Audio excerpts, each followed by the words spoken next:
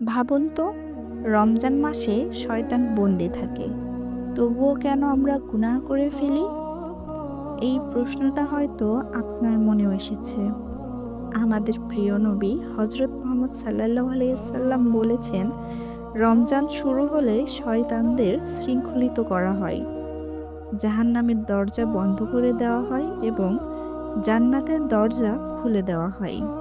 তার মানে এই মাসে শয়তানের কুমন্ত্রণা অনেক কমে যায়। তাহলে প্রশ্ন হলো, গুনাহের কারণ কি?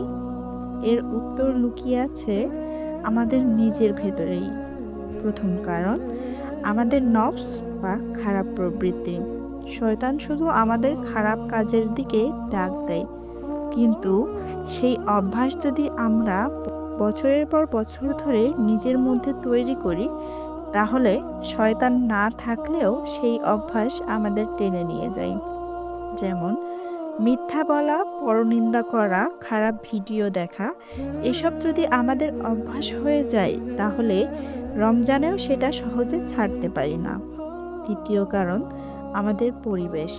যদি আমাদের চারপাশে গুনাহের পরিবেশ থাকে, খারাপ বন্ধু, খারাপ কন্টেন্ট, অপ্রয়োজনীয় সোশ্যাল মিডিয়া, তাহলে শয়তান বন্দী থাকলেও সেই পরিবেশ আমাদের প্রভাবিত করে।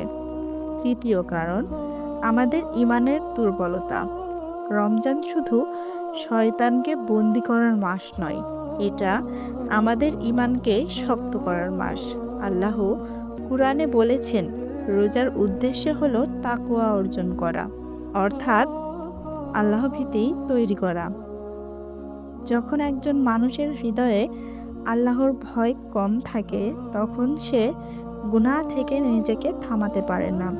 কিন্তু সুখবর হলো, রমজান আমাদের পরিবর্তনের সবচেয়ে বড় সুযোগ। এই মাসে ভালো কাজ করা সহজ হয়।